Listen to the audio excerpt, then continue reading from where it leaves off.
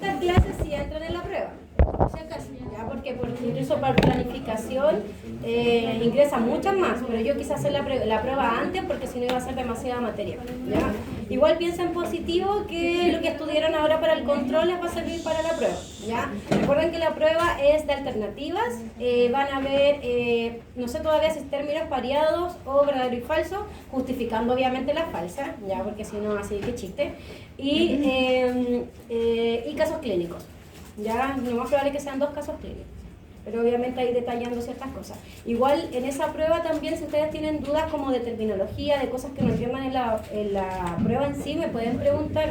Ya yo no tengo ningún problema, porque a veces cuando se los explicaba de otra forma, lo entendían y empezaban a contestar, ¿ya? A la misma hora, no me acuerdo. ¿Cómo? Ya, entonces ahí lo que podemos, es que las pruebas no las puedo hacer a otro horario. No puedo porque me van a venir a ayudar. Porque igual como son muchos y es de alternativa, es más fácil que se copien. ¿Cómo? Tendré que preguntar, pero igual pierdo muchas horas para la clase. Al final es eso. Sí. O las pruebas no. Quizás los controles puedo hacerlo en la tarde, puedo hacer como a la tercera hora. Ya, pero ahí quizás queden como consenso, como grupos. ¿Por qué cambió ahora el horario del control? Se habían dicho que al principio era la tercera hora. Es que lo cambié porque dije van a estar estudiando para el control y no me van a prestar atención en la clase. Ya, entonces netamente eso. Pero quizás puede quedar como a consenso de todos. Ya, si por ejemplo, no sé, pues más del 70% del grupo dice que quieren hacerlo a la tercera hora, el control. La prueba siempre va a ser a la primera hora. Ya, lo podemos modificar, no hay ningún problema. Lo que sí, como les había dicho, controles van a ser 3 escritos, así como los de ahora, no sé si tan largos, quizás van a ser más cortitos, ya, y el último va a ser un trabajo en grupo. Ya, entonces lo que les había dicho el otro día, que tenían que formar grupos de 5, ya, para que después me manden como esa lista, ya, para ir viendo que le falta grupo, para ir reordenando eso, porque ese es el último control, ya, pero si quieren ir avanzando en el trabajo no hay ningún problema, me quieren ir preguntando, ya. Lo que voy a hacer va a ser vamos a elegir como una patología, así como una patología infecciosa, una patología endocrina, y tienen que inventar un caso clínico con todos los pasos, ya, pero va a ser en grupo. Y me lo entregan después escrito, ¿ya? Pero ahí después yo les voy a mandar como toda esa información porque esa es para la nota del control número 4, ¿ya?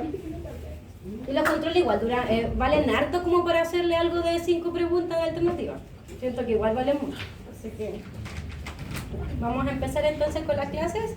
Esta clase entra en la prueba, insisto, ya para que la estudien, porque algunos como que no alcanzaron a estudiar la de IBD, por ejemplo, pero esta sí entra, así que quizás no tan en profundo, no voy a decir eso porque después me voy en la bola igual.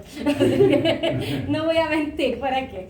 Ya, entonces vamos a empezar con las enfermedades hepáticas. La verdad que tanto enfermedades hepáticas y pancreáticas es fundamental que ustedes lo sepan porque es muy frecuente, ¿ya? Y son enfermedades como silenciosas y principalmente tienen como muchos signos clínicos que están correlacionados como todos. Entonces ahí es importante ir evaluando como qué exámenes también van a solicitar. Si yo al final, ese es mi objetivo, como que ustedes sepan identificar signos clínicos y saber qué exámenes van a solicitar dependiendo de la patología, ¿ya?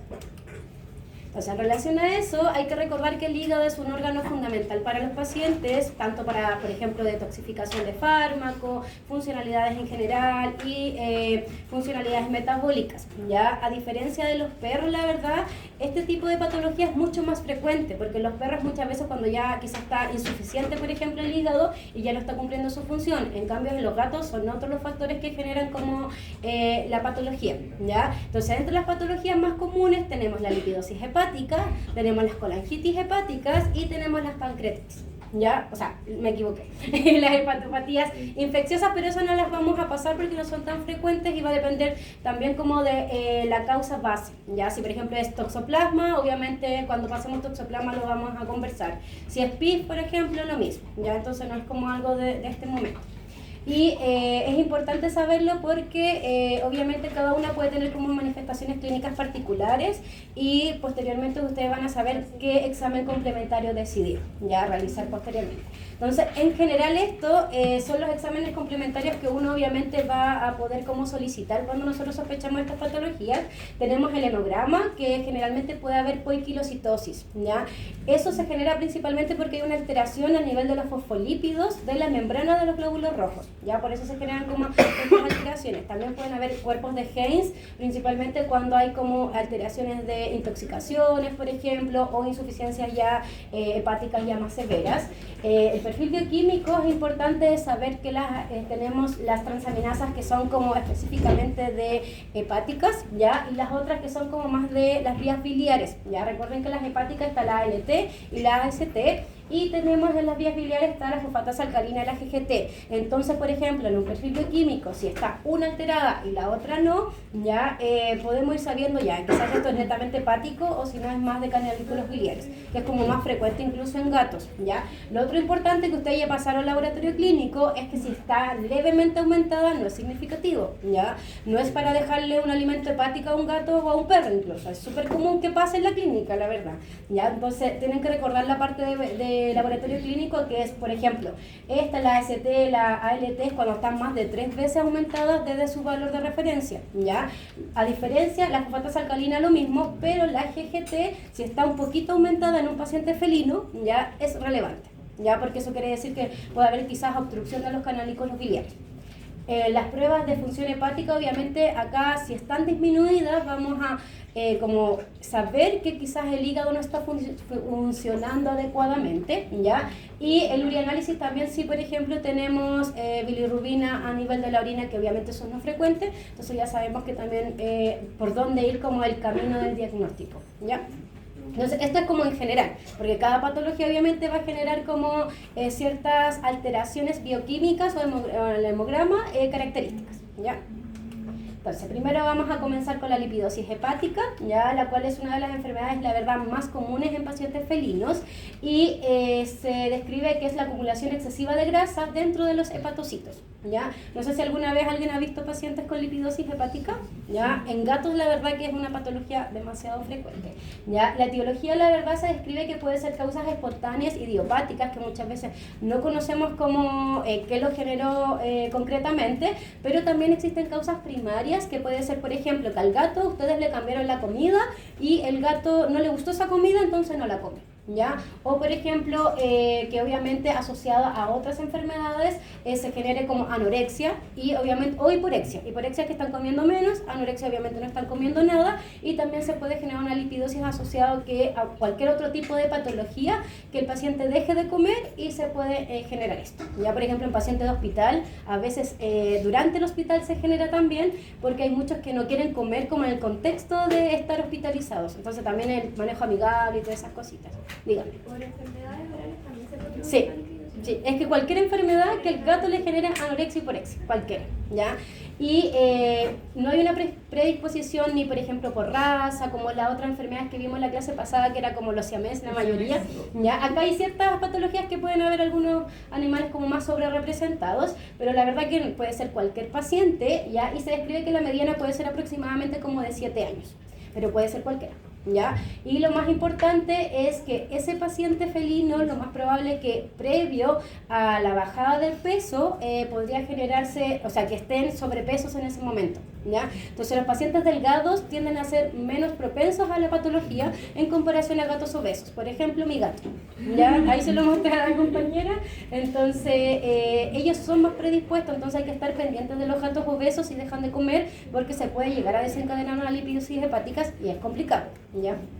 Acá tenemos causas diferentes que podrían llegar a generar la patología. ¿Por el cambio brusco, o sea, de comer mucho a comer casi nada? Es que claro, ahí después les voy a explicar cómo se genera la patología, pero en sí puede ser cualquier causa que les genere que no quieran comer, la misma cantidad de antes, ¿ya?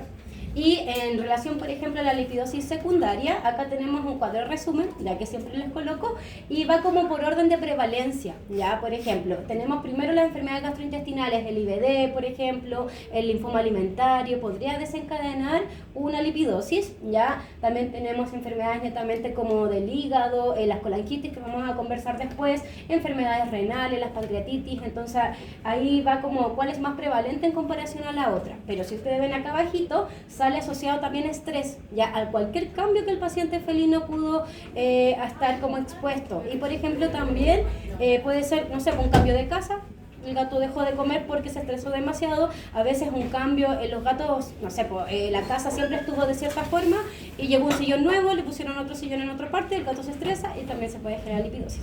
Pero los más predispuestos son los gatos que ya tienen sobrepeso o tienen ya obesidad. La patogénesis, la verdad, se describe que es asociada como una lipidosis, ya que está como exacerbada en ese momento, porque obviamente empiezan, como los pacientes no están comiendo, empiezan a consumirse sus reservas grasas. ¿Recuerdan como la grasita primordial de los gatitos? ¿Ya? Entonces, claro, ellos cuando no están comiendo necesitan obviamente seguir viviendo y necesitan sobreexistir a eso. Entonces, los lípidos, los ácidos grasos comienzan a aumentar en la circulación sanguínea y existen dos opciones que se van al ciclo de Krebs. ¿Recuerdan algo de bioquímica? Yo no me acuerdo de nada de eso, pero fueron muchos años que lo hice. Entonces, pueden ir ahí a seguir generando energía o también se pueden comenzar a depositar. ¿Ya? Entonces en estos pacientes es como un aumento sobreexagerado de ácidos grasos en la circulación periférica, ya netamente porque el paciente necesita seguir sobreviviendo. Entonces se genera como este balance, igual se describe que pueden haber como asociados deficiencias de lipoproteínas o apoproteínas que se llaman, pero tampoco está como tan característico que podría ser esa la causa, ¿ya? Entonces netamente que el paciente no está comiendo, está utilizando sus reservas grasas y se genera esta condición, ¿ya? Y es importante también saber que, por ejemplo, estos pacientes están más predispuestos a aquellos que son obesos. Ya los pacientes delgados en general es muy poca la predisposición a eso, en comparación a los obesos. Los signos clínicos, la verdad que en todas estas patologías vamos a seguir como con el término de vómitos, anorexia, ¿ya? Pero la anorexia y la pérdida de peso es lo más importante que quizás el tutor te va a comentar, ¿ya? Por eso yo les digo, un gato que no coma en 2 a 3 días es muy peligroso. ¿Ya? El gato es mejor llevarlo inmediatamente a la clínica y llévalo a lo que está sucediendo, porque a veces lo que esté sucediendo quizás es muy simple, quizás no sea un complejo respiratorio felino y lo podemos tratar con mucha facilidad en comparación a la lipidosis, ¿ya? Entonces es relevante como que siempre instaurar eso en los tutores, que si el gato se siente mal aunque sea poquito, llévalo inmediatamente para que sea revisado, ¿ya? Y los otros signos, obviamente, vómito, náuseas, letargo, debilidad, diarrea, estreñimiento. La diarrea y el estreñimiento son como los menos frecuentes, la verdad, ¿ya? Pero recuerden, en la historia clínica va a haber cuadros de anorexia y también de pérdida de peso, ¿ya? Estos pacientes quizás ustedes, por ejemplo, de estar un gato muy gordito, quizás en 1 o 2 semanas lo pueden empezar a ver más delgado, y eso ya es peligroso, porque los gatos incluso cuando están como en estos periodos en que uno los hace bajar de peso, es muy lento, es como con menos del 1% de su peso que tienen actualmente, ¿ya? Entonces también tenemos que estar como pendientes de eso. Por ese mismo motivo uno no les puede llegar y cambiar como un alimento bruscamente, y si lo mismo, si no les gusta el alimento, hay que seguir con el anterior, porque puede desencadenar alteraciones más importantes. No es como los perros que le dicen así como nada, si el perro se va a acostumbrar, le va a dar hambre y con hambre va a comer. En los gatos el gato no va a comer aunque tenga hambre, ¿ya? Entonces la idea es que cambiar como ese paradigma un poquitito.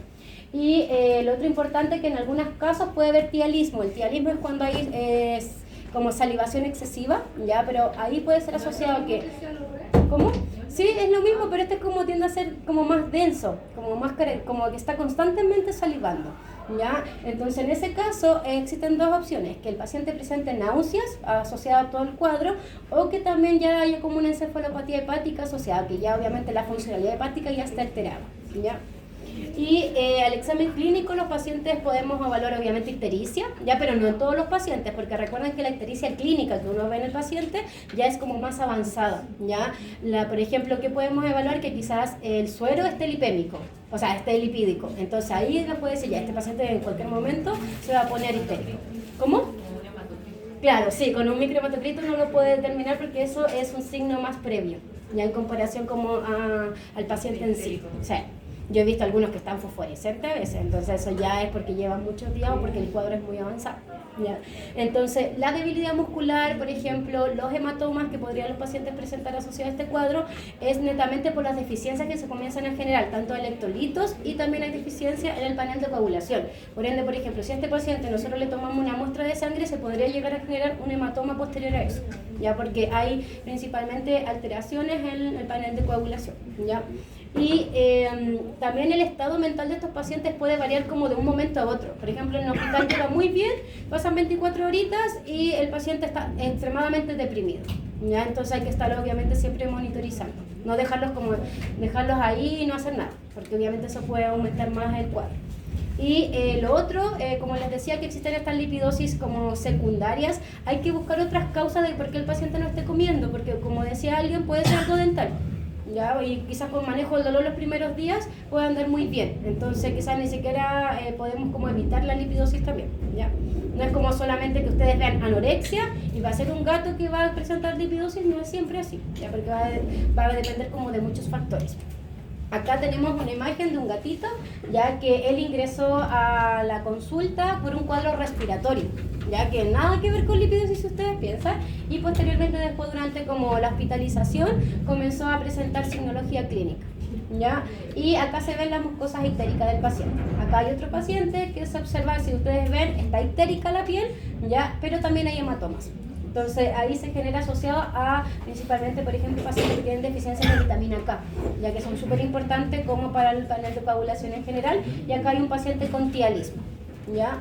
Y ahí ese paciente ya, bueno, no se alcanza a ver mucho en la fotografía, pero ya tenía ictericia y se puso una sonda de alimentación para obviamente suplementar esa parte.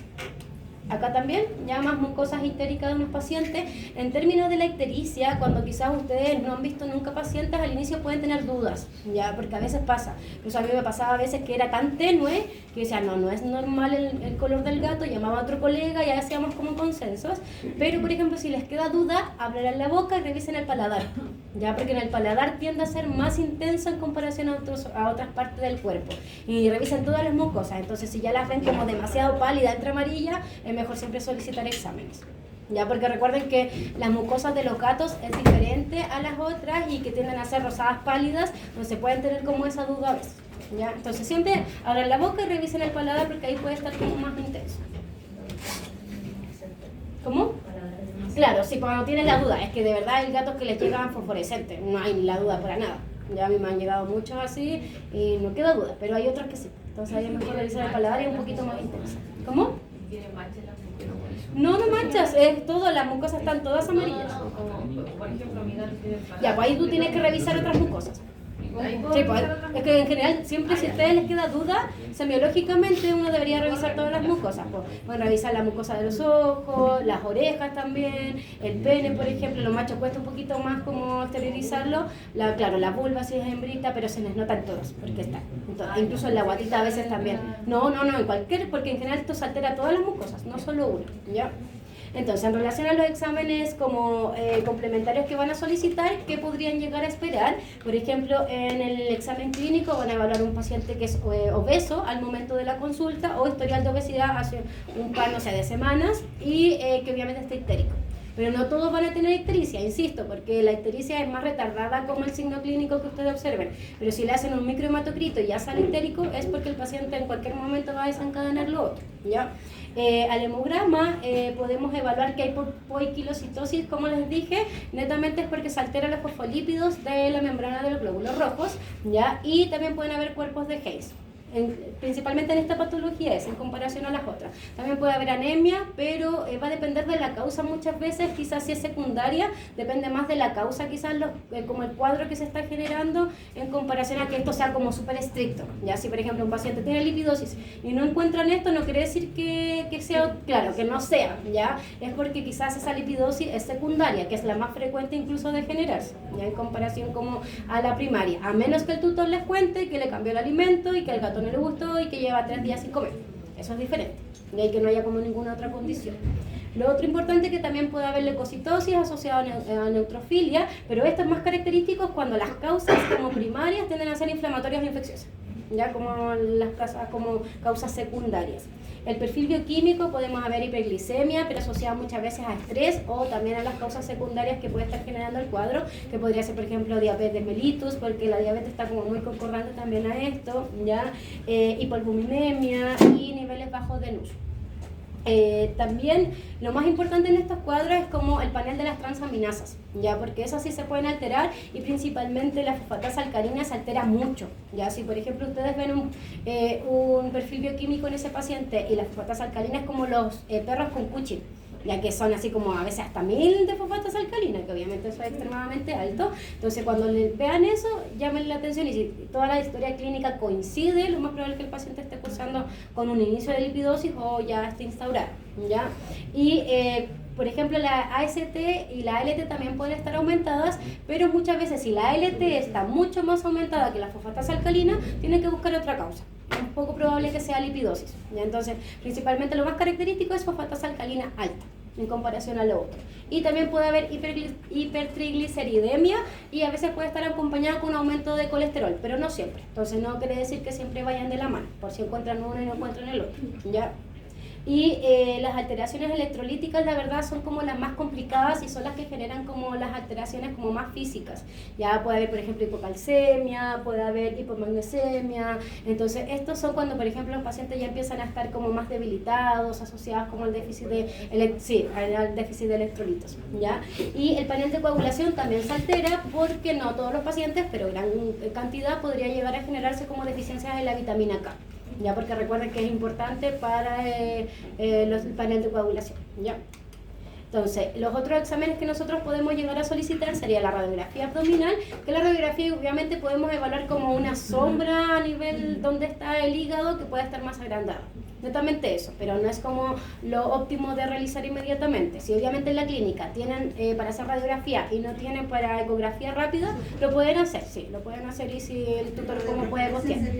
Exacto, sí, la ecografía es mucho más esencial porque ahí tiene como características más específicas de posibilidad de lipidosis, ¿ya? Entre ellas van a haber una hepatomegalia, un aumento del hígado mucho más grande en comparación quizás a otras patologías, también que van a haber una hiperecogenicidad que va a aumentar. Por ejemplo, se va a ver de esta forma, se va a ver como más blanco, ¿ya? Entonces, en comparación a la grasa falciforme, se va a ver mucho más hiperecoico el parénquima hepático en comparación a un hígado normal. Entonces, como la característica como más específica de lipidosis. ¿Por qué se ve así? Porque obviamente se está acumulando más grasa a nivel del hígado, ¿ya? Y también obviamente pueden haber otras alteraciones si hay otras enfermedades. Por ejemplo, no sé, pues si hay una colangitis, vamos a ver como las paredes de la vesícula biliar más aumentada de tamaño. Si hay un IBD concordante, vamos a ver que obviamente las capas del intestino también van a estar alteradas. Pero lo más característico es eso, una hiperecogenicidad a nivel del parénquima hepático, ¿ya?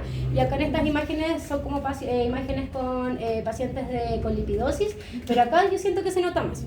Entonces queda como más específico a lo que yo me refiero. Este es un hígado normal, el parénquima está normal y acá se ve más blanco, más hiperecoico, ¿ya?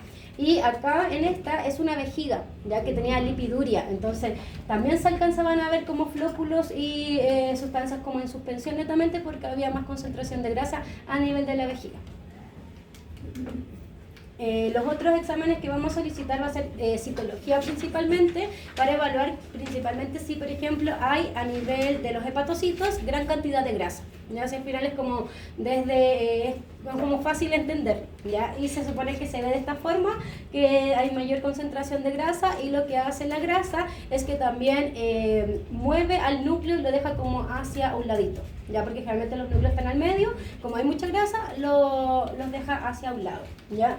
Y la citología se describe que es un procedimiento como no invasivo, lo mismo que conversábamos como el otro día con la biopsia, por endoscopía o por cirugía, ¿ya? Y si el paciente está muy inestable, obviamente primero vamos a hacer una citología, ¿ya? Muchas veces no se tiende a llegar como a la biopsia como tal, porque se describe que podría llevar como a efectos negativos en el paciente, netamente porque está un paciente muy inestable, ya como hemodinámicamente y todas las otras alteraciones. Y a nivel de la histopatología, lo mismo, vamos a observar que mayor del 50% de los hepatocitos están con mayor concentración de grasa, ¿ya? Incluso la hepatomegalia es por lo mismo, como hay mayor concentración de grasas, el hígado también pesa más y está más grande, ya, porque obviamente no es lo normal que esté como esa cantidad, ya. Y las biopsias también obviamente requieren anestesia general, es como más invasiva en comparación a solamente la citología. Y la idea igual a veces es tomar citología de diferentes zonas para evaluar si el mayor del 50% está como comprometido, ¿ya? Se describe que, no sé si conocen los trucut, ¿alguien? Ya, que son como estiletes grandes que como que uno los funciona y sale un pedacito. Ya, eso es como percutáneo, como por fuera, ¿ya? Entonces, en estos casos se describe que no se debería utilizar, ¿ya? Porque podría llegar a que el paciente pueda llegar a fallecer, ¿ya? Porque si uno hacemos porque eso se hace una biopsia, se saca un pedacito del hígado, ¿ya? Entonces, en ese momento, después uno obviamente lo manda a histopatología y se describe que como el hígado tiene muchos terminales nerviosos, lo más probable es que puede llegar a generar un shock a nivel del vago, al nervio vago, ¿ya? Entonces, ¿qué puede generar? Que el paciente presente bradicardia y un shock y posteriormente como entre 20 y 30 minutos después del procedimiento el paciente puede llegar a fallecer. Entonces mejor no realizarlo. Se quedan como en este caso de la lipidosis, es mejor la citología. No llegar como a hacer histopatología y menos mediante truco, ya que este estilete largo que... ¿Cuánto dijo usted? ¿Cómo? Vagotónico. Vagotónico. Que genera bradicardia y genera un shock en general cardiovascular en el paciente y fallecen posterior a eso, ¿ya? Y obviamente se puede llegar como a este momento, pero en aquellos pacientes que ya hicieron como todo el tratamiento, no funcionó, el paciente no está respondiendo bien y podríamos llegar como a ese momento. Pero en general no se tiende como a utilizar, ¿ya? Acá se observa una imagen de un hígado que está más claro de lo que se debería como habitualmente, pero es netamente por la infiltración grasa que tiene. En relación al tratamiento, entonces para que les quede claro, podemos hacer todos los exámenes complementarios de sangre, que la mayoría de los pacientes tenemos que solicitarlo, ya, pero es más característico obviamente una ecografía, pero no es diagnóstica porque puede ser por otras causas. Y lo más importante es hacer citología, como primera opción para llegar a diagnosticar la lipidosis es una citología. O sea, ese es como el método de elección. Sí, porque la histopatología no se recomienda tanto. Sí se hace. Yo he visto que no lo hacen así como citología, sino que con la eco. Claro, es que lo hacen, claro. Ya, pero si ustedes quieren llegar como un diagnóstico certero es la citología. Sí. Ya, pero obviamente pasa que en muchas patologías uno empieza a ver todas las anormalidades como en conjunto. Pero claro, en este caso para llegar como, si yo la prueba les pongo como diagnóstico definitivo, para mí sí sería la citología. No, por ejemplo, que haya un aumento de la hiperecogenicidad en el parénquima hepático, por ejemplo. ¿Ya? Entonces, en relación al tratamiento, como esta patología es asociada a anorexia obviamente del paciente, que puede ser a causa de muchas situaciones, el tratamiento más importante es el nutricional, ¿ya? Entonces, el de apoyo es, por ejemplo, si el paciente tiene alteración al electrolito, manejar eso. Si está deshidratado, manejar todo eso. Si tiene vómitos, diarreas, manejar como toda la signología clínica, principalmente para que el paciente esté estable, ¿ya? Entonces, acá tenemos como diferentes resúmenes de, obviamente, cómo nosotros saber cuando el paciente está deshidratado, ¿ya? Y los otros, por ejemplo, diferentes drogas que vamos a utilizar dependiendo de la signología del paciente. Por ejemplo, si el paciente tiene vómitos y náuseas, vamos a utilizar lo más probable es maropital, ya que es el Serenia. Si es como más de hospital, pueden utilizar ondansetron, ya igual es más caro, no todos los lugares tienen. El Serenia es caro, pero no tanto al nivel del otro, ya entonces les sirven ambos. Manejo del dolor, principalmente asociado a opioides, metadona, por ejemplo, fentanilo. Muchos lugares también no tienen tanto de esas cosas porque como veterinarios nosotros lo compramos como por mercado negro al final, porque no lo podemos comprar directamente, ¿ya? Y obviamente ir evaluando toda la signología clínica que tiene el paciente para poder llegar a tratarla, ¿ya? Entonces, el más importante, en este caso de la lipidosis, el tratamiento es entregarle nutrición al paciente. Ya si, por ejemplo, al inicio ustedes ven que el paciente tiene toda la signología de lipidosis y está comiendo como por su cuenta, pueden utilizar estimulantes del apetito, ya por ejemplo como la mirtazapina, no sé si ya la conocen, ya podemos utilizar eso, pero si el paciente obviamente no está comiendo nada y no está comiendo incluso los requerimientos necesarios para ese paciente, es mejor instaurar una sonda. ¿Ya? ¿Y con la mirtazapina se partiría como por un día en el caso de estar hospitalizado o 12 horas? Generalmente se da una vez en el día. ¿Y si no funciona ya? Sí, es la sonda. Sí, en estos casos, como si ustedes ya ven que no está comiendo nada, ya que la historia clínica es que no ha comido nada en casa es menos probable que coma en hospital. Entonces, inmediatamente estabilizar primero, ya con todas estas cosas, y después instaurar. Claro, y instaurar una sonda, ¿ya? La verdad es que va a depender del estado inicial del paciente en qué tipo de sonda van a iniciar utilizando. Por ejemplo, se describe que la sonda nasoesofágica en los gatos les incomoda mucho en comparación a los perros, pero si el gato está muy inestable en otras como condiciones más funcionales, no lo vamos a sedar, lo más probable, no lo vamos a anestesiar para colocarle una sonda en el esófago, ¿ya? Sino que vamos a esperar y podemos comenzar con la sonda nasoesofágica primero, pero les incomoda un poquito más en comparación a los perros, pero se puede, ¿ya? Entonces, en esos casos, el objetivo de la nutrición enteral, que es... menos invasiva. Sí, es menos invasiva. Cuando el paciente está inestable es mucho menos invasiva, pero tiene sus contraindicaciones igual, ¿ya?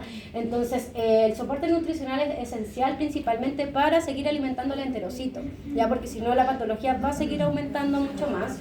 Y el método más rápido, como les decía, es instaurar una sonda nasoesofágica, pero es principalmente en estos pacientes que no están estables para una anestesia, ¿ya? Y la desventaja de esta sonda es que, por ejemplo, uno solo puede administrar contenido líquido, no le podemos administrar sólidos, ¿ya? Entonces, también es como algo que obviamente va a ser una desventaja al inicio. Si el paciente, por ejemplo, no responde a estas primeras tipos de sondas, debemos obviamente, quizá ya va a estar más estabilizado y podemos llegar a colocar una sonda esofágica. Que esa es a mí la que me gusta más en los pacientes felinos. ¿Por qué? Porque ya les podemos dar diferentes tipos de alimentación, podemos darles fármacos también, los fármacos que son como orales se los podemos dar mediante la sonda, ¿ya? Pero primero hay que estabilizar al paciente. Y también hay que enseñar al tutor cómo utilizar la sonda, porque a veces en muchos lugares le dejan la sonda para la casa. Eso no está mal, ¿por qué? Porque al menos en lipidosis los gatos tienen que estar el menos tiempo como en hospital, porque al final se estresa mucho, entonces va a seguir generándose como el cuadro clínico, ¿ya? Acá hay un cuadro resumen de las como ventajas y desventajas de una y otra sonda, ¿ya? Y es lo mismo que ya les había dicho, la sonda nasoesofágica, es solo para contenido líquido y obviamente es entre 4 a 5 días, no la podemos dejar más días porque el paciente incluso le va a incomodar, ¿ya? La sonda esofágica... Pero eso se saca y 4 o 5 días sería, o se vuelve a cambiar. Es que después tienes que cambiar, por ejemplo, si el paciente está más estable, tienes que dejar la esofágica, si el paciente obviamente lo permite, ¿ya? Pero la otra es más fácil, ¿por qué? Porque solo necesita lidocaína para poder instaurarla, ¿ya? Pero no más como sedar o anestesiar al paciente. En comparación, dígame. La nasoesofágica y la nasogástrica, ¿no sería mejor que fuera directamente la nasogástrica? O sea, que se utilizara más. Es que se describe que... La nasoesofágica igual se puede No, es que se describe que la otra, existe la posibilidad que puedan haber como más reflujo y como más vómitos asociados. ¿La nasogástrica? No, la que... Sí, la nasogástrica. ¿Y la esofágica no le molesta así como tener como algo? No creo, no, es que igual son muy delgaditas esas sondas, sí. Pero como que me da la impresión Yo creo que le incomoda molesta. más al gato, le incomoda más como por fuera. Como que intentan sacárselas, sí. Claro. Sí, yo creo que es eso. Pero como les digo, yo en general no me gusta mucho esta para gatos, pero si el gato está inestable y necesitamos entregarle nutrición lo más pronto posible, hay que instaurarla. ¿Pero cuál te gusta, la naso o la No, la naso. En general las dos nasogástricas y nasoesofágicas no me gustan porque en general al gato le incomoda, como que no... y dura muy pocos días, entonces... Pero si está inestable, tiene que hacerlo. ¿Cómo? Sí, sí, porque responden mucho mejor los gatos. O sea, y más. Una pregunta, ¿qué pasa si uno lo deja más días de lo que...? En general no... por ejemplo, se puede tapar, se pueden generar otras cosas, incluso hasta los gatos se las sacan con mucha facilidad. Sí, que le preguntaba que lo que pasa es que a una gata mía le pusieron una sonda nasogástrica por mucho tiempo. ¿Ya? Como que se llenó de aire, pero como fuera... Puede ser también, po. Sí, puede ser, porque incluso todo el tipo de estas sondas porque quedan abiertas muchas veces. Y esa queda, sí, po. Sí, porque la otra esofágica igual te puede generar lo mismo que tú nos comentas. Sí, pero tiene que estar cerrada constantemente, como cuando no se maneja el paciente. A un paciente se le pasó la nariz. Es que yo creo que Entonces perdió como esta parte de uno ya. Sí, Sí, yo creo que puede porque, generar bueno, muchas llevaba cosas. un mes, Sí. igual se le cambiaba constantemente, Ya. Pero ahí es mejor la esofágica, po. Porque están Un mes, sí, po, constantemente. porque la otra dura mucho tiempo. Entonces ahí fue como un manejo quizá, no lo entiendo. Sí, pero como les digo, paciente inestable, intenten esta, ya, porque hay que nutrir al paciente, pero si está estable para una anestesia, la esofágica inmediatamente. Ya, a mí me gusta mucho más, la verdad. Sí, ya. Y la esofágica, la importancia es que le podemos dar diferentes tipos de alimentos, le podemos dar los fármacos también, ¿ya? La única desventaja es que a veces se podría llegar a generar como una celulitis asociada en la zona, ya que se puede como contaminar un poco. Pero eso igual hay que explicarle al tutor que si está en casa o ustedes están en hospital, hay que limpiarle 2 a 3 veces en el día la zona para que no se vaya como a contaminar, ya, pero es mucho mejor. Acá hay fotitos como con gatito de sonda nasogástrica. Y acá hay como está el procedimiento de una sonda esofágica. La verdad que si uno lo piensa es muy simple hacerlo, ¿ya? Es netamente que los pacientes tienen que estar estables para pasar a un procedimiento como bajo sedación, ¿ya? Y tener obviamente los insumos. Y después explicarle al tutor de cómo debería manejar la sonda en casa. Porque, por ejemplo, cuando uno le da comida, debemos previamente darle un líquido, claro, y después que le damos la comida, nuevamente darle para que no se vaya a tapar la sonda. Y que el tutor también en casa esté limpiando constantemente la zona de instauración, ya, porque se podría llegar a generar. La otra ventaja es que cuando uno hace una incisión en el esófago cicatriza muy rápido. Incluso uno no tiene que colocar ningún tipo de punto ni nada, uno lo deja ahí abierto y después va cicatrizando con mucha rapidez. Entonces eso es como lo otro positivo, ¿ya? Pues acá hay como un cuadro resumen, igual abajito sale como cada uno, ya, para que... Y no traje el video, había el video pero no lo puse. Entonces, lo otro importante es, ya vamos a instaurar la sonda, que prefiero, como les decía, la esofágica, ¿ya? Y después tenemos que decidir qué vamos a alimentar, porque no le vamos a dar arroz con pollo, obviamente, ya, porque es un paciente que ya tiene una signología muy importante. Entonces tenemos que saber qué tipo de alimentos son para esto, ya. Por ejemplo, en estos casos los alimentos tienen que ser altos en proteínas, tienen que ser moderados en grasa y bajos en carbohidratos, ya. Por ejemplo, ¿qué alimentos comerciales como que cumplen esta función? Es el AD y el recovery, ya. Eso nos sirven como para estos casos. Y lo otro importante es que tenemos que siempre calcular el RER. Bueno, quizás quienes se dedican a hospital ya se manejan en esas cosas. Diga. ¿Cómo? Sí, eso se utiliza harto, pero es como complementario. ¿Como fórmulas? Sí, sí, es súper bueno.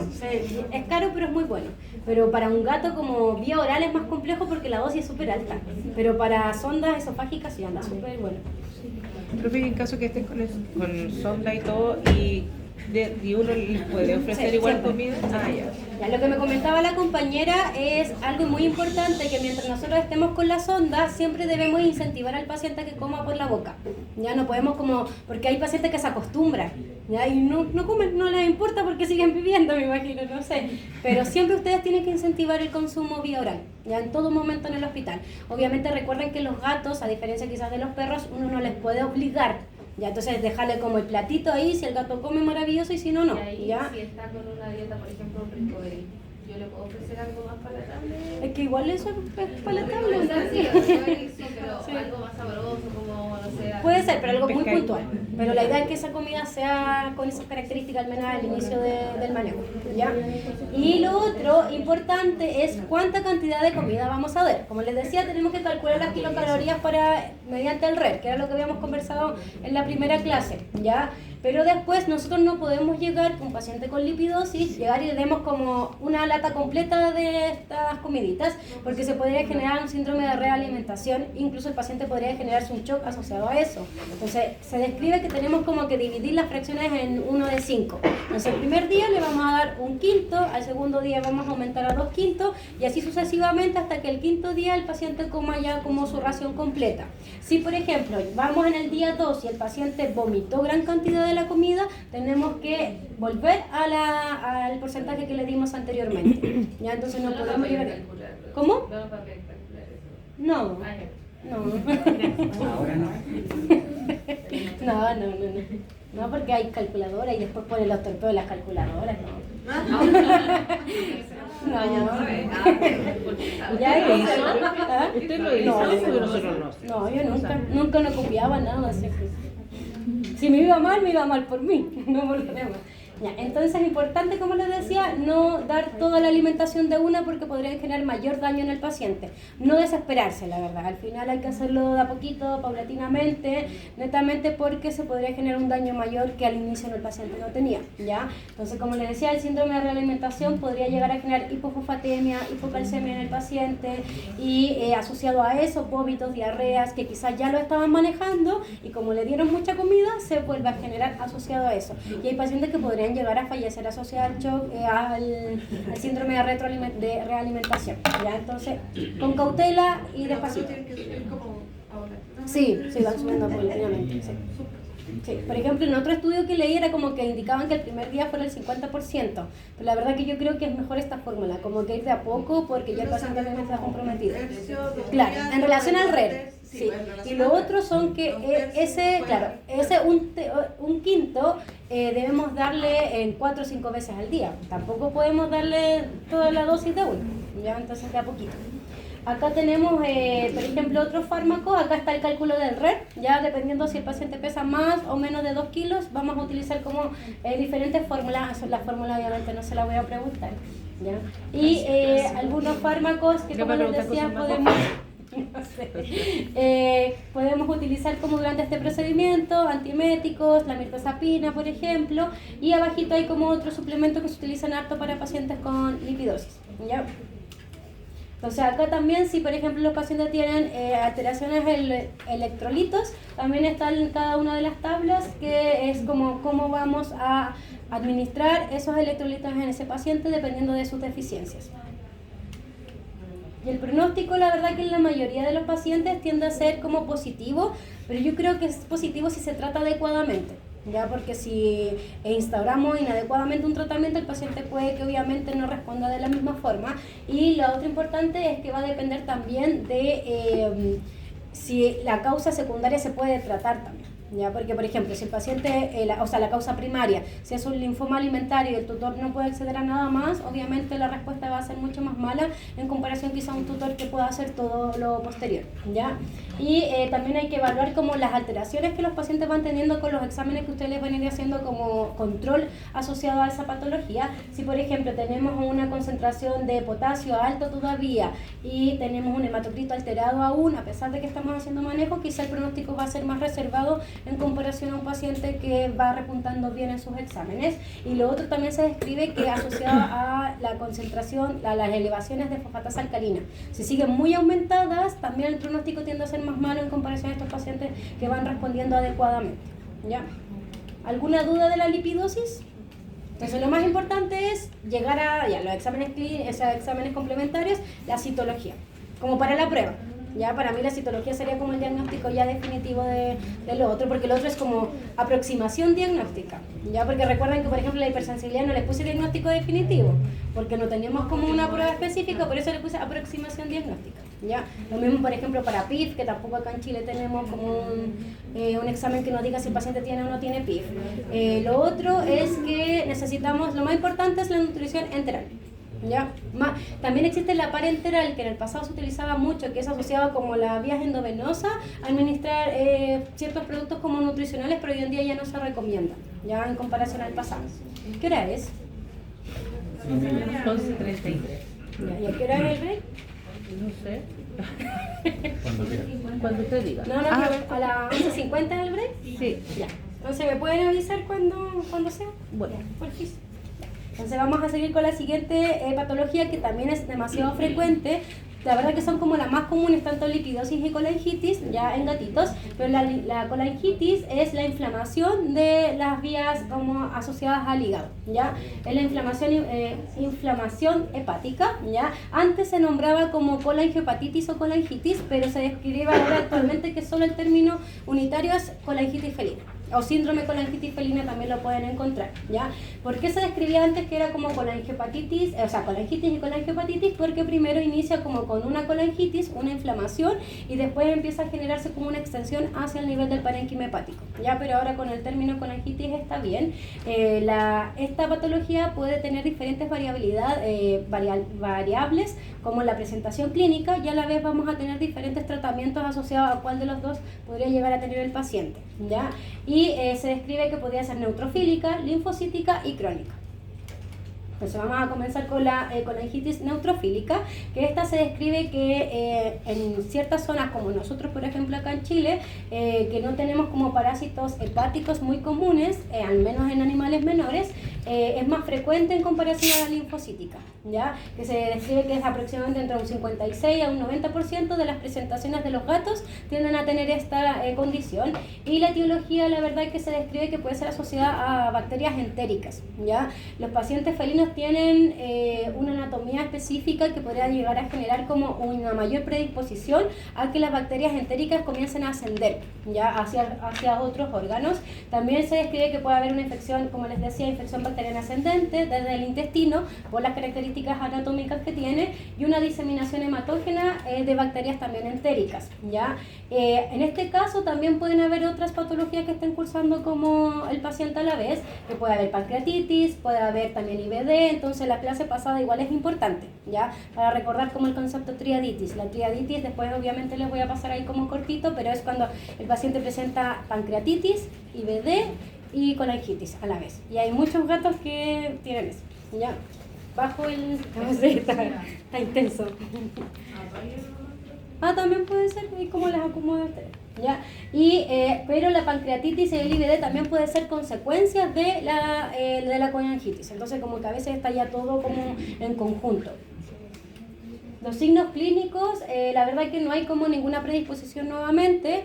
Se puede describir en algunos estudios como que pueden ser pacientes de edad como más de 7 años aproximadamente, pero no hay como nada estricto en ese sentido, así que no recuerden como eso, ¿ya? Y la historia clínica, al igual que el otro, como con la otra enfermedad de la lipidosis, también vamos a tener asociado, por ejemplo, vómitos, ¿ya? Pero en este caso son como signos clínicos agudos, como que de un momento a otro aparecieron, porque muchas veces estas patologías están como silenciosas en el paciente y después obviamente comienzan a presentar signología clínica. Puede haber letargo, inapetencia, anorexia, vómitos, diarreas y pérdida de peso, pero de forma reciente, ¿ya? Acá no hay como una predisposición a que el gato esté obeso y va a ser más predispuesto a tener la patología en comparación a la anterior, ¿ya? Y el examen clínico obviamente vamos a ver consecuencias de esta historia clínica, que vamos a evaluar deshidratación, puede haber también ictericia, fiebre, en comparación quizás a la linfocítica que no tiende a haber fiebre, ¿ya?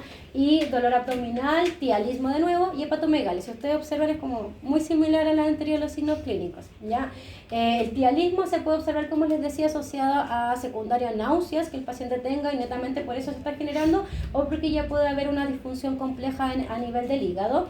Y la ictericia hay que evaluar si, por ejemplo, es hepática, prehepática, poshepática. ¿Eso se lo pasaron en el laboratorio? Ya, súper. Porque ahí también en los exámenes complementarios van a ver ciertas características que nos pueden decir una cosa y la otra, ¿ya?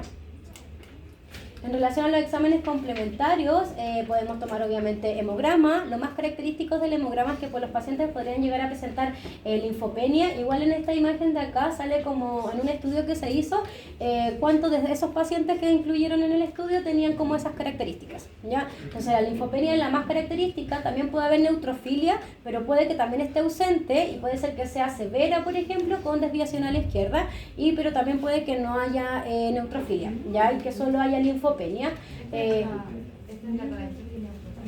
Sí, la neutrofílica, sí.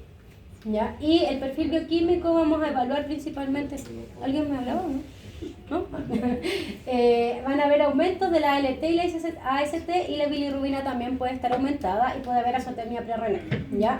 Los electrolitos también van a estar aumentados y el panel de coagulación, al igual que el anterior, también podrían llegar a estar alterados, principalmente por la deficiencia muchas veces de vitamina K, ¿ya? Igualmente esto es importante en este caso porque aquí sí la biopsia es como más importante, ya en comparación quizás a la lipidosis. Entonces no podemos, si un paciente tiene alteración en el panel de coagulación, tomar una biopsia. porque el paciente se va a desangrar por el procedimiento. Y entonces es súper importante saber qué exámenes y en qué momento solicitarlo.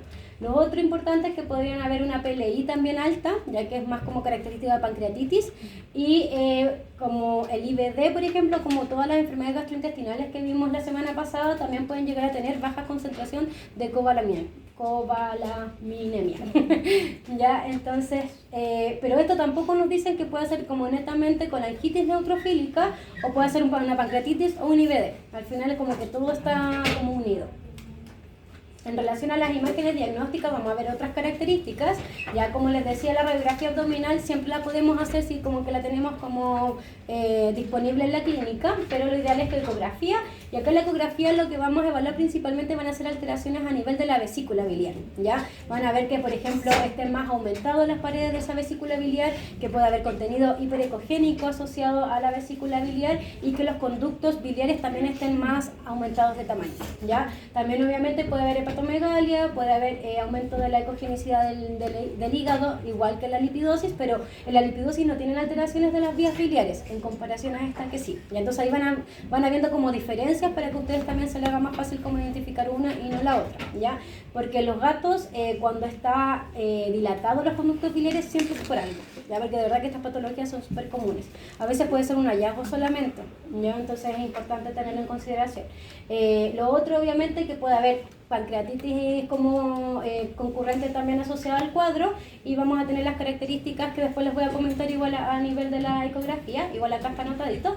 Y también si hay IBD asociado, van a tener alteraciones que ya estudiaron, ya que netamente es como alteraciones al nivel del engrosamiento de la pared del intestino. Y el diagnóstico ya como más definitivo que uno debería hacer siempre en estos pacientes, ya es asociado como a otro tipo de exámenes. Por ejemplo, deberíamos tomar muestras diagnósticas, pero en este caso lo ideal es tomarlo de la vesícula biliar, ya no tomarlo del hígado. Netamente, ¿por qué? Porque nos va a ayudar más a identificar la patología, en este caso que es la colangitis neutrofílica, ¿ya? Porque en el hígado la verdad puede estar mucho más como difuso la signología. En comparación a la vesícula biliar, que ustedes van a recolectar el contenido de ella, es más probable que sea más fácil identificarlo, ya principalmente las células. Entonces, ¿cómo se hace? Se hace con una colecistocéntesis, que es como una cistocéntesis, pero de la vesícula biliar, ¿ya? Y se hace ecoguiada, el paciente puede estar incluso despierto, pero si no, quizás se da un poquitito, si se mueve mucho, porque igual los gatos obviamente es como un poco más complejo, ¿ya? Y lo que vamos a obtener va a ser bilis. En general se describe que la bilis en los gatos debería ser aséptica, como que no deberían haber nunca bacterias, pero también se describe que pueden haber bacterias entéricas asociadas a veces de forma normal, entonces no hay como algo como tan estricto, ¿ya? Pero lo más común es que sea aséptica. Y como macroscópicamente ustedes cuando tomen la muestra van a observar como una bilis de un color purulento, va a estar como por ejemplo maloliente. Yo no huelo las cosas en general, pero ahí se dice que puede ser así, ¿ya? Y por ejemplo es más característico evaluar este tipo de bilis en aquellos pacientes que tienen una GGT alta, ¿ya? Y que también tengan asociado por ejemplo aumento de los leucocitos también elevados. Entonces, si al perfil bioquímico no salen, o sea, en el hemograma no salen esas alteraciones, en el perfil bioquímico también la GGT alta, lo más probable es que podamos tener una bilis con estas características, ya que obviamente ya no es lo normal. Después de esto, nosotros debemos hacer obviamente exámenes, porque estamos ahí solo recolectando la muestra, y vamos a tomar cultivo bacteriano, y a la vez también podemos tomar una citología, ¿ya? La citología que se va a observar, se van a evaluar principalmente polimorfos nucleares, principalmente neutrófilos, ¿ya? Y en el cultivo bacteriano obviamente vamos a determinar qué bacteria está, y la más común de estar presente es la Escherichia coli, como en la mayoría del 80% de los casos, ¿ya? Claro, es como la aproximación, igual está en biopsia, ¿ya? Pero también puede que quizás no se llegue como por dinero, porque esto puede ser más económico en comparación a una biopsia, ¿ya? Entonces, y también podemos evaluar obviamente otras alteraciones que pueden estar como asociadas al cuadro, ¿ya? Pero lo más importante es eso, las características de la bilis que van a poder recolectar, cómo se recolecta y que generalmente está la Escherichia coli como involucrada. Igualmente en esta lista hay otras diferentes también, que como en un estudio se hizo cuáles estaban como más frecuentes, pero siempre era la Escherichia coli la que salía como en una mayor probabilidad. Entonces también es importante para quizás pensar si el tutor no puede acceder a todo eso, saber qué tratamiento podemos instaurar, por ejemplo. Qué fármacos son como más predispuestos a poder combatir una Escherichia coli. Tendría que ser la Sí. síntesis y una citología como primer diagnóstico. Claro, sí, acá ahí tú haces la citología y haces el cultivo bacteriano. Haces las dos cosas con esa misma toma de muestra. ¿Cómo? ¿Se puede hacer un antibiograma también? Es que se lo puedes hacer con cualquier tipo de cultivo, hacer antibiogramas, sí que se puede. Sí, incluso siempre van como de la mano, uno solo, sí. Siempre se deben hacer a la vez, ¿ya? Y la citología, como les decía, va a generar principalmente inflamación neutrofílica, ¿ya? Y la biopsia hepática también va a ver como ciertas características de la histopatología, ¿ya? Igualmente, en esos casos se recomienda porque la vamos a tomar principalmente del hígado, lo otro se toma de la vesícula biliar, ¿ya? Entonces en el hígado tenemos que tomar muestras de diferentes partes del hígado, no solo de una, porque a veces puede estar como, no sabemos dónde está la lesión como específica, ¿ya? No es que esté como en todo el parénquima hepático. Es que son aproximaciones al final, pero el diagnóstico definitivo lo entrega la biopsia hepática. Se describe, ¿ya? ¿Y qué características podemos ver en la histopatología? Que, por ejemplo, obviamente van a haber más neutrófilos en comparación quizás a linfocitos o células plasmáticas y que principalmente están como en la vesícula biliar, pero después comienzan a estar también presentes en el parénquima hepático, ¿ya? Y posterior a un cuadro como ya crónico de esta patología, se podría llegar a generar fibrosis, atrofia también, que se puede ver como más a nivel histopatológico. Pero, por ejemplo, yo creo como clínicamente quizás llegar hasta acá está bien porque ya nos vas a aproximar a qué podría estar pasando con el paciente. Pero también recuerden que los pacientes son individuales, no responden de la misma forma siempre a las cosas que vamos a hacer. Y acá hay como un cuadro de resumen de las diferentes formas como de tomar estas muestras y sus ventajas y sus desventajas, ¿ya? Esa no la voy a preguntar, para que no la estudie. O sea, estúdiela para la vida, no para esto, ¿ya? Y el tratamiento en este caso es fundamental los antibióticos. En comparación al otro que era la nutrición, en la lipidosis acá son los antibióticos y obviamente toda la terapia de apoyo que ya les he comentado anteriormente, ¿ya? Entonces, en relación a la terapia de apoyo, por ejemplo, es fluidoterapia, manejo de vómitos, diarreas, por ejemplo. Si, por ejemplo, tiene baja concentración de cobalamina, administrarla también, ¿ya? Pero lo más importante que quiero que recuerden es que se administran antibióticos, ¿ya? Lo ideal siempre es, obviamente, esperar a que la respuesta del cultivo, pero si el paciente está como muy complicado y estamos sospechando extremadamente de eso, se describe que nosotros podríamos dejar terapia empírica. ¿Qué quiere decir eso? Que lo vamos a hacer en base a que no tenemos exámenes, pero sabemos que la Escherichia coli es la más frecuente, ¿ya? Entonces se describe que como terapia empírica nosotros podemos comenzar, por ejemplo, con amoxicilina más ácido clavulánico, ¿ya? O también con clindamicina, ¿ya? Cuando ya tenemos quizás ya como más certero que está sucediendo, generalmente sirve el enrofloxacino, pero recuerden a la dosis para gatos, ya no como a 10 miligramos kilo como los perros, sino que a 5. También puede ser el metronidazol y podemos hacer como también combinaciones de fármacos, ¿ya? Y la fluoroquinolona, como les decía, ahí está el marbofloxacino también, que no tiende a generar mucha desprendimiento de retina en comparación al enro, y la clindamicina, ¿ya? Y mínimo debe estar entre 4 a 6 semanas ese tratamiento con antibióticos. No lo podemos como dejar una semana, el paciente se siente bien y chao. No, tienen que dejarlo el tiempo adecuado, ¿ya? Porque quizás no todos los tutores pueden acceder a todos los exámenes. Por eso también es importante determinar e ir buscando como otros alteraciones en los otros exámenes. Entonces, mientras que se tienen los resultados de... Podemos dejar amoxicilina más ácido clavulánico o clindamicina, se describe por literatura, ¿ya? Y como les decía, la terapia de apoyo es lo mismo que incluso la anterior, ¿ya? Y hay muchos cuadros con todas las dosis, con todo eso, ¿ya? Dosis yo no pregunto en las pruebas por si acaso, ¿ya? Para que no la estudien. Y en general los gatitos tienden a responder bastante bien como la terapia, incluso cuando ustedes empiezan las primeras dosis de antibióticos que tienden a ser vía oral, la verdad, el paciente ustedes notan una mejoría bien característica. Ya puede ser, no sé, a los 3-4 días que ustedes ya notan que quizás no tiene fiebre, está comiendo sin problemas, por ejemplo, y un montón de otros factores que van a notar como en la clínica, ¿ya? Pero también va a depender si hay como enfermedades asociadas. Si al final todo esto, si es como único, maravilloso. Pero si hay otras cosas, va a depender netamente de ellas también, ¿ya? Y acá les dejo como las distintas dosis asociadas a esta patología, ¿ya? De los antibióticos, por ejemplo, acá tenemos manejo del dolor también. Ya la defensa que acá nosotros no tenemos como tanta disponibilidad de todos estos fármacos como opioides, ¿ya?